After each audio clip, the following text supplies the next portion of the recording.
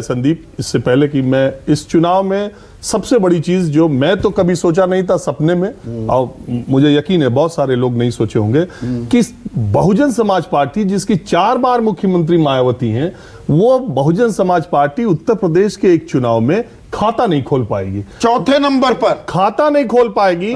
वो जो एक सीट आप देख रहे हैं वो रसड़ा के उमाशंकर सिंह की है, बलिया के।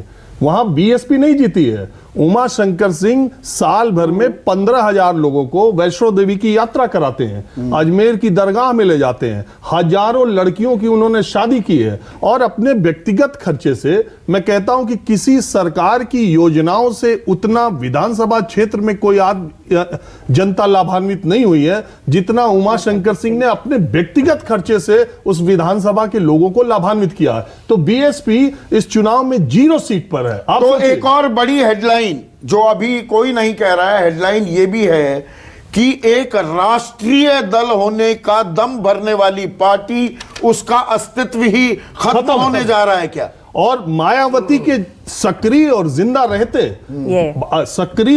रहते उत्तर प्रदेश में बहुजन समाज पार्टी को एक सीट नहीं मिलेगी, मैं ये कभी सोच नहीं सकता था। उत्तर प्रदेश में ये कोई नहीं सोच सकता। अब आते हैं बाकी 4 सीटों पर। ये जो 2 अन्य आपको दिखाई दे रहे हैं, ये रघुराज प्रताप सिंह हैं, और वो बगल वाली सीट से जो अपने आदमी को लड़ाते हैं, बाबागंज से विनोद सोनकर को, वो ये 2 सीटें रघुराज प्रताप सिंह और विनोद सोनकर की हैं। और कांग्रेस पार्टी के जो 2 आप देख रहे हैं, उसमें एक आराधना मिश्रा है जो प्रमोद तिवारी की बेटी है। वहां कांग्रेस पार्टी नहीं है, वो प्रमोद तिवारी की सीट है जो 10 बार से जीत रहे हैं। तो कोई भी पार्टी तो लड़ी ही नहीं समाजवादी पार्टी और भाजपा के सामने। दूसरी बात, जो हम जमीन पर घूम करके ये देखते थे, हमें लगता था कि भारतीय जनता पार्टी 235-40 के आसपास होगी, और मुकाबला कड़ा है पर एज थी कि निकल जाएंगे। मुझे लगता था कि भारतीय जनता पार्टी अकेले दम पे 200, 205, 195, 210 के पास रहेगी। ये मैंने एग्जिट पोल के दिन भी बोला था,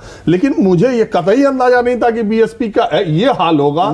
कांग्रेस के बारे में बीएसपी का कमजोर होना, शीतल, क्या सीधे सीधे बीजेपी के फायदे में तब्दील हुआ? बिल्कुल ही नहीं, बीएसपी और कांग्रेस दोनों का कमजोर होना भाजपा के खाते में जुड़ा।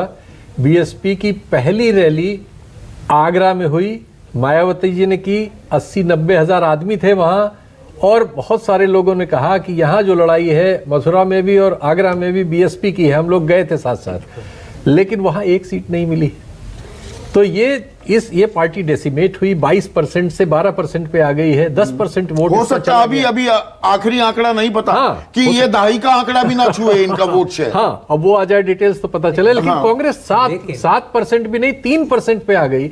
ये सारा वोट शिफ्ट हुआ, चूंकि हम में से जो भी फील्ड में जा रहा था, सपा और ये चूंकि आमने सामने का चुनाव था, तो इन्हीं दोनों को देख रहा था। लेकिन इनको मानता था कि बीएसपी 17-18% वोट तो आएगा ही, 4-5% घट जाएगा। ये 10% घटेगा, ये अनुमान से परे था। शरद, लेकिन मेरा ये सवाल है, राजीव अगर बताएं कि ये बीएसपी का वोट जेन्युइन घटा है या बीएसपी ने अपना वोट ट्रांसफर किया है? देखिए सर, इसमें मेरा ये कहना है, भारतीय जनता पार्टी की सरकार के लाभार्थियों, जो उनकी लाभार्थी योजना है, जो फायदा हुआ है, उसने उत्तर प्रदेश में जाति की सीमाओं को बहुत तोड़ने का काम किया है। मैं बहुत सारी दलित बस्तियों में गया। ये ठीक था कि उनका एक अटैचमेंट मायावती से था, लेकिन वहां ऐसे लोग भी कहने वाले थे कि इस सरकार में भी हमें बहुत कुछ मिला है, और इस सरकार ने कोई ज्यादती, इस सरकार में किसी के साथ अन्याय, या इस सरकार में होता क्या था, पहले मायावती की सरकार में दलित एक्ट, जो एक्ट लगता था, उससे बहुत सारे लोगों को प्रॉब्लम थी। समाजवादी पार्टी की सरकार में कुछ दूसरा ही मसला हुआ करता था। ये 5 साल जो दलित बस्तियों में लोगों ने एक्सपीरियंस किया, और मुझे ये लगता है कि मायावती का पूरा वोट झाड़ू लगा करके भारतीय जनता पार्टी ले गई। तो ये मायावती का बहुत कमजोर लड़ना और भारतीय जनता पार्टी का उसके वोट को अपने हिस्से में शामिल कर लेना, अब मेरे हिसाब से अप्रत्याशित तौर से 30-35 सीटें